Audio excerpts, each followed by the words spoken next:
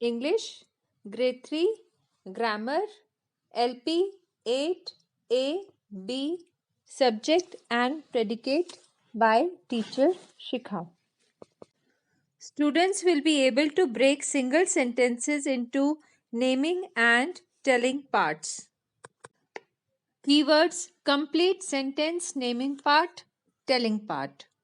Children, today we will talk about the different parts that make up a complete sentence.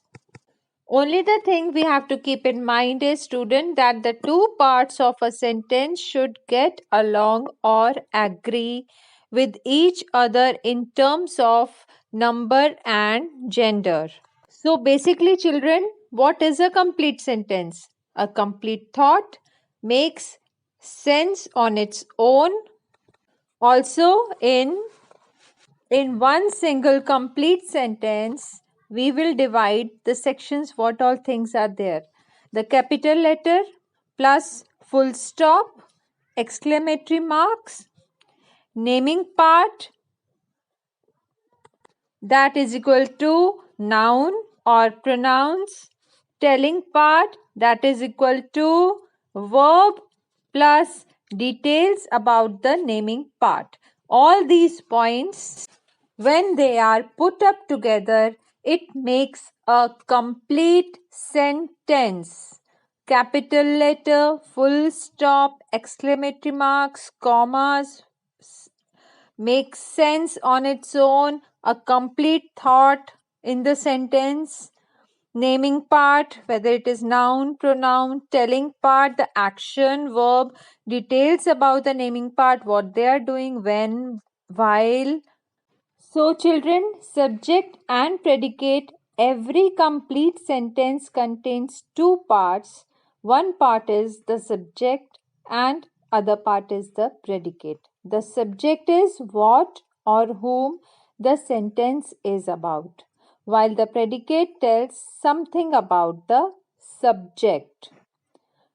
I repeat, the subject is what or whom the sentence is about, while the predicate tells something about the subject. Let's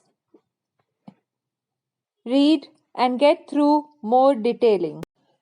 So, complete sentence is a complete thought, one that makes sense on its own. It starts with capital letter and ends with a full stop or an exclamation mark. Each sentence is made up of two basic parts, a naming part and a telling part.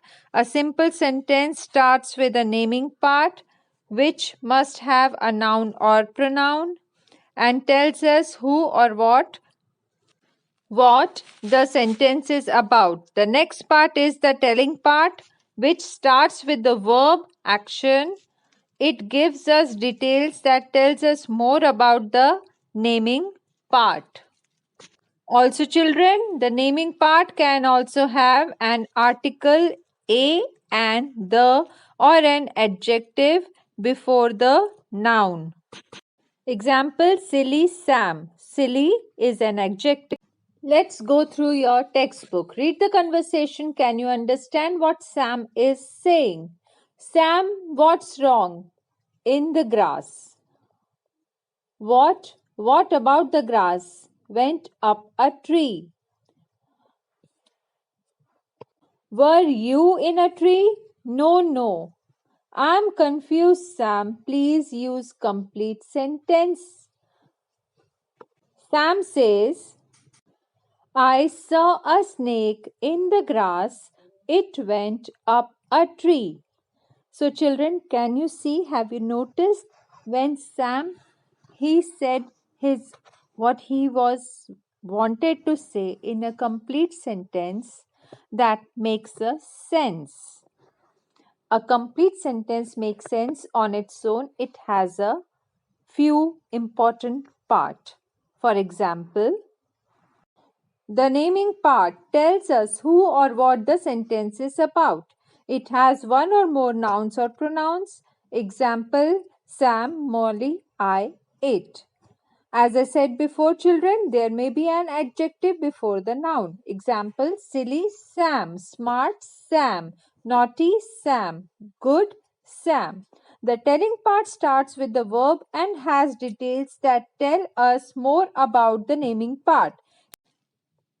Another example, the kangaroo hops on two legs.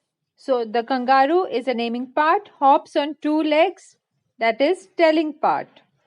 The silly clown made funny faces. The silly clown is a naming part, made funny faces is a telling part.